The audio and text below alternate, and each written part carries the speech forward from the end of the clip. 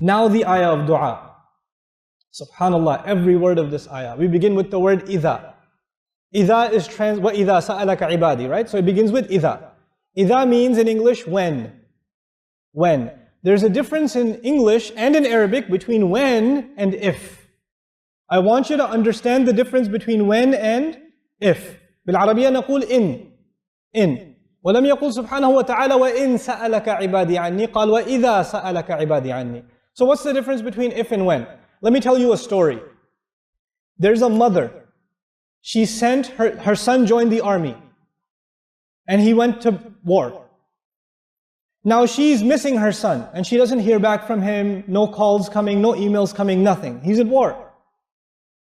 When you talk to her about her son, does she say, when my son comes back, I will be very happy? Or does she say, if my son comes back, I will be very happy?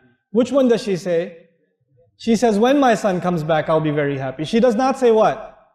If my son comes back, I'll be very happy. Because if she says, if my son comes back, then she has accepted that he will die.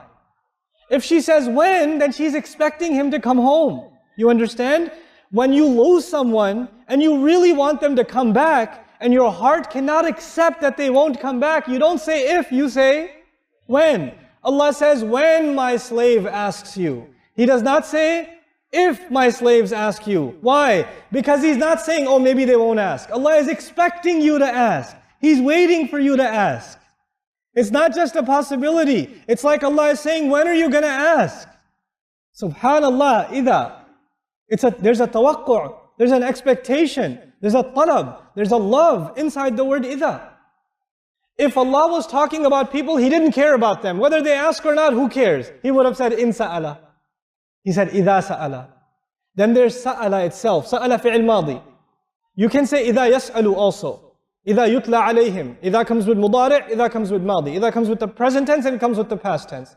When it comes with the present tense, it means over and over again. Meaning, if my slaves ask you over and over again, that would have been إِذَا يَسْأَلْكَ, or إِذَا يَسْأَلُكَ عِبَادِي. But the ayah says إِذَا سَأَلَكَ. سَأَلَ is the past tense. The past tense, يُشِير إِلَى الْمَرَّة. الْمَرَّة الْوَاحِدَة is one time. Something that happens one time. Meaning, I'm waiting for my slave, if they can only ask about me how many times? Once. I'm not even waiting for a lot of times. I'm expecting just one time ask. Then he says, سَأَلَكَ. They ask you, يعني Rasulullah sallallahu alayhi wasallam. Allah is waiting. Some Sahabi says that I want to know more about Allah. Who's he going to go ask? Rasulullah sallallahu alayhi wasallam. Sa'alaka ibadi. And then he didn't say, Sa'alaka ha'ula, these people. Sa'alaka alladhina amanu, those who believe. Sa'alaka al-mu'minun, the believers. Sa'alaka al-muslimun, ashabuk, none of these. He said, Sa'alaka, idha sa'alaka ibadi, my slaves.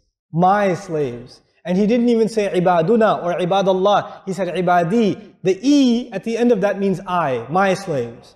Allah uses my in the Quran, my. You know, sometimes Allah uses He, sometimes He uses we, sometimes He uses I, right? You know that, right? When does He use I? He only uses I when He has a lot of love or a lot of anger.